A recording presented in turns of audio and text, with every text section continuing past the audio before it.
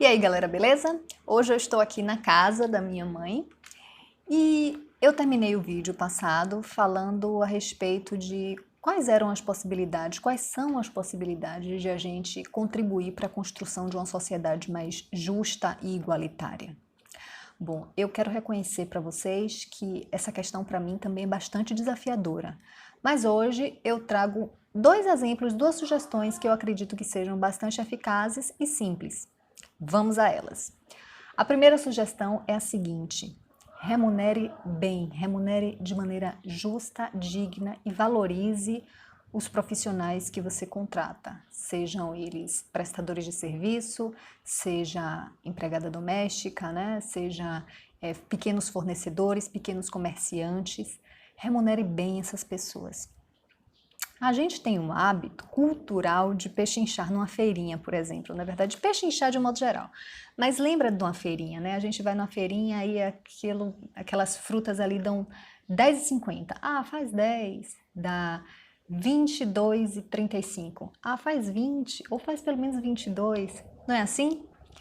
Isso é normal, isso é cultural, todo mundo já tem muito comum esse hábito. Mas quando a gente vai no mercado, a gente chega na caixa e fala assim: ai, deu R$22,50, faz 20. Ai, deu R$51,32, ah, faz 50. Não faz, a gente não faz isso, até porque ela não tem nenhum poder de barganha, ela não pode baixar o preço, ela não tem autoridade para isso, ela é simplesmente uma funcionária. O dono daquele estabelecimento, geralmente você sequer conhece, você sequer sabe qual é a cara dele, não é verdade? Então, que tal a gente fazer o movimento contrário? Ao invés da gente barganhar, vamos dar um pouco mais para esse pequeno fornecedor, para esse pequeno comerciante, para esse prestador de serviço.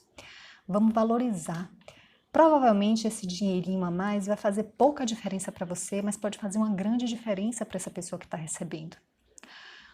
Quando a gente contrata uma pessoa para prestar um serviço na nossa casa, né, seja um pintor, um encanador, um eletricista, um pedreiro, a gente tem esse hábito também, né, de achar caro, de achar, nossa, que absurdo, não, pera aí, não vale tudo isso, baixa isso, explora.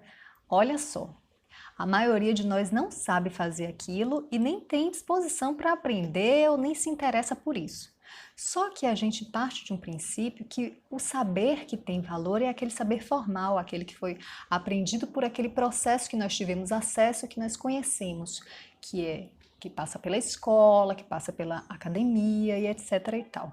Esses saberes manuais e técnicos que essas pessoas aprenderam na escola da vida e que são tão valiosos, que nós precisamos tanto, nós não damos tanto valor. Agora, se a gente não sabe fazer e se a gente não tem tempo e não quer dispor de tempo para estar fazendo aquilo, esses dois fatores me parecem motivos bastante justos para que a gente considere que esse serviço tem um grande valor. Então, vamos remunerar legal essas pessoas? Com a empregada doméstica também acontece um exemplo interessante. Muitos de nós tem uma resistência aí pelas leis, a gente acaba remunerando ali, literalmente, mas muitas vezes com muita marra, achando que está caro, que tem muitos tributos a pagar e etc e tal.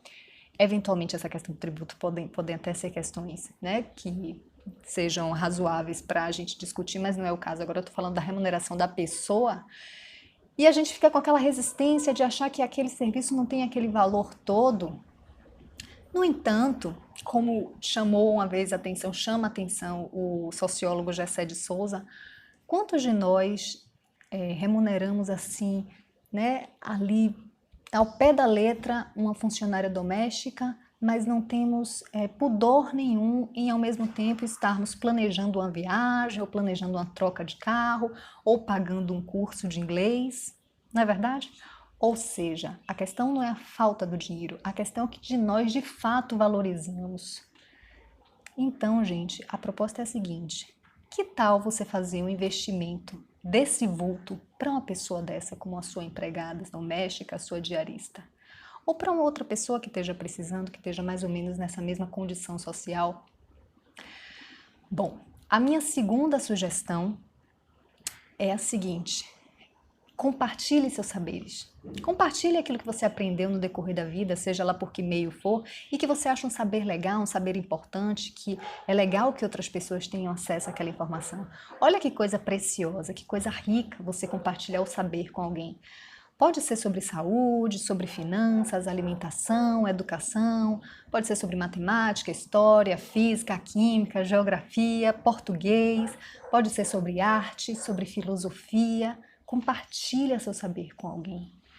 Quando a gente compartilha o saber com alguém, a gente, nessa atitude, nessa atividade, nessa ação, está implicada uma outra partilha muito valiosa, que é a partilha do tempo. Então, disponha de tempo para fazer trocas com alguém. Isso é uma das coisas mais maravilhosas que a gente pode fazer pelas pessoas e por nós também.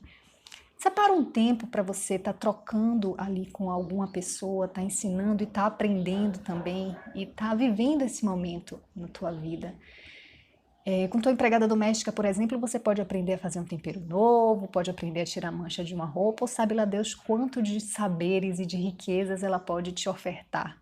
Em troca, você pode estar ensinando, por exemplo, a fazer uma redação, ou quem sabe ensinar a filha dela a estar fazendo a redação, ou o filho dela.